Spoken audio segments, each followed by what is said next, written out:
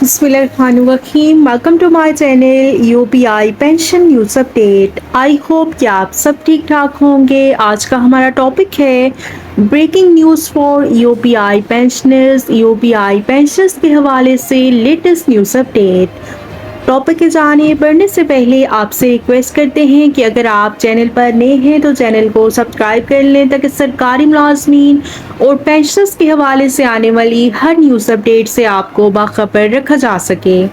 तो बढ़ते हैं आज के टॉपिक की जानिब। यूपीआई पेंशनर्स के हवाले से लेटेस्ट न्यूज़ अपडेट आपके साथ शेयर करते हैं।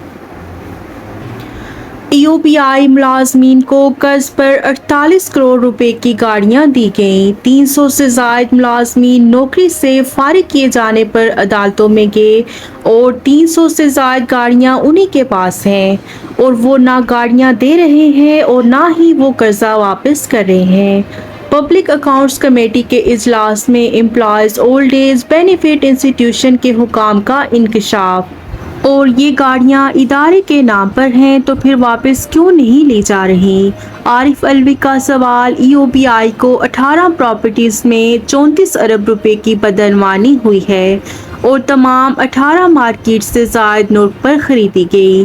कई बरस गुजरने के बावजूद भी उनकी कीमत मार्केट से कम है और केस में साबिक चेयरमैन ज़फ़र इकबाल गोंदल और 2 डायरेक्टर्स और एक साबिक डीजी शामिल है। पीटीआई रहनुमा अलीम खान समेत 20 अफराद के केस में भी अदालत उस्मा में ज़ेर समाअत हैं और इन प्रॉपर्टीज़ की खरीदारी में क़वाइद व ज़वाबित का ख्याल नहीं रखा गया। मुतल्लिका हुकाम का जवाब।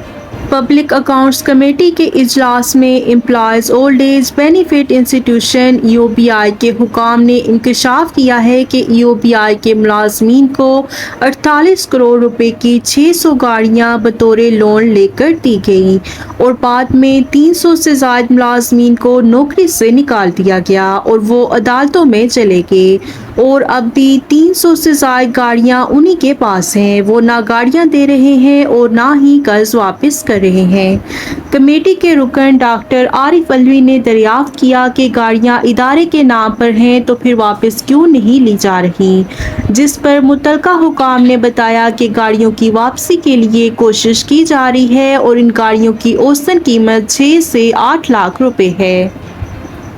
यूपीआई की 18 प्रॉपर्टीज़ में 34 अरब रुपए की बदनवानी हुई है और तमाम 18 प्रॉपर्टीज़ मार्केट से ज़ायद नोट पर ख़रीदी गईं और कई बरस गुजरने पर भी अब भी उन प्रॉपर्टीज़ की कीमत मार्केट से कम है और इस केस में साबिक चेयरमैन ज़फ़र इकबाल गोंदल समेत 2 डायरेक्टर्स और एक साबिक डीजी शामिल है, जबकि पीटीआई के रहनुमा अलीम खान समेत 20 सेलर्स के केस भी अदालत उस्मा में ज़ेर समाअत हैं और इन जायदादों की खरीद में रस्मी क़वाइद को भी पूरा नहीं किया गया।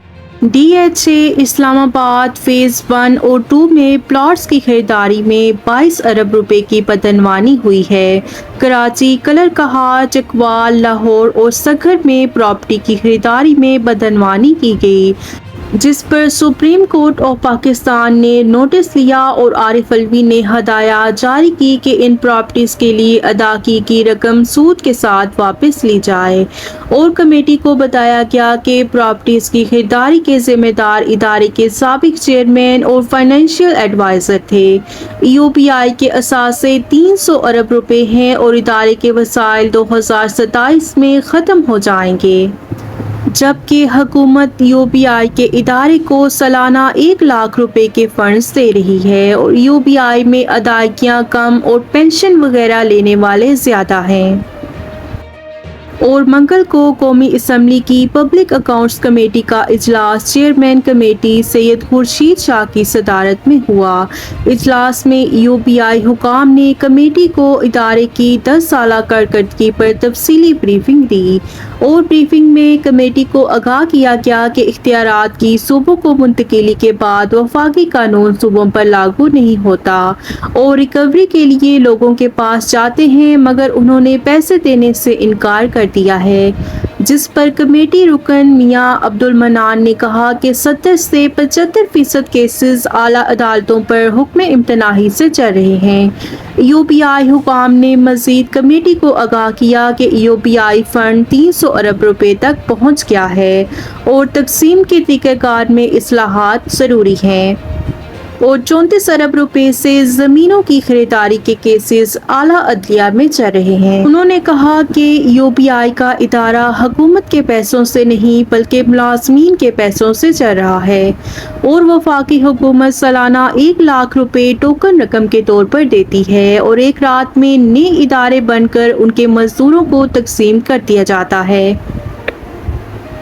اور ایک صوبے کا ادارہ دوسرے صوبے سے چلایا جاتا ہے، اور یہ ملازمین کا پیسہ ہے جو کہ معاشرے کا ایک اہم طبقہ ہے۔ اور چیئرمین کمیٹی سید خورشید شاہ نے کہا کہ ایسا کون سا طریقہ ہے جس سے ادارے کو مستحکم کیا جائے، اور اب ایک ہی طریقہ بچا ہے کہ ملازمین کی زیادہ سے زیادہ UPI میں رجسٹریشن کی جائے، اور موجودہ وقت میں UPI میں رجسٹریشن ہی بند کر دی گئی ہے، تو ادارہ مستحکم کیسے ہو سکے گا؟ اور 300 ارب کے اثاثہ جات UPI کے پاس موجود ہیں۔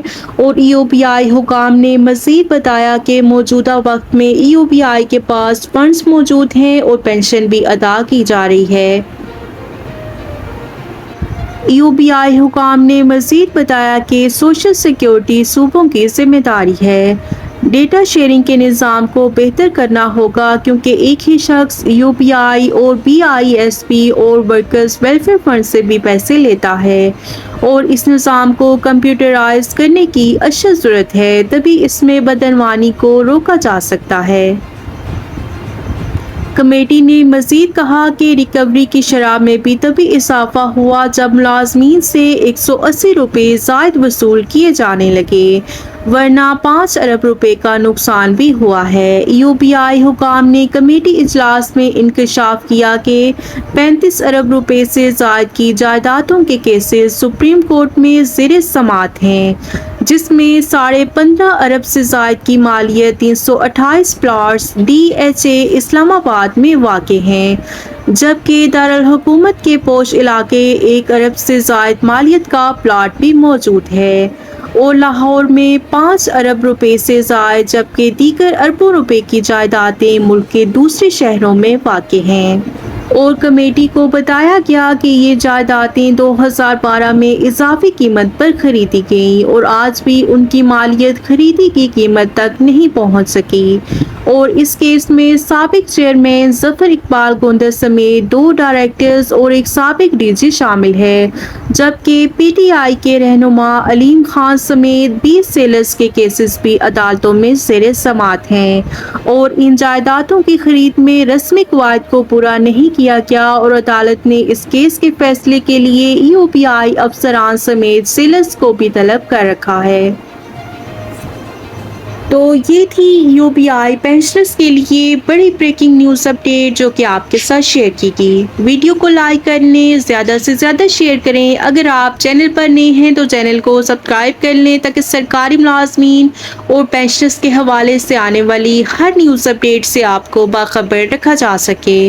ملتے ہیں نیکسٹ ویڈیو میں، تب تک کے لیے ٹیک کیئر، اللہ حافظ، اللہ نگہبان۔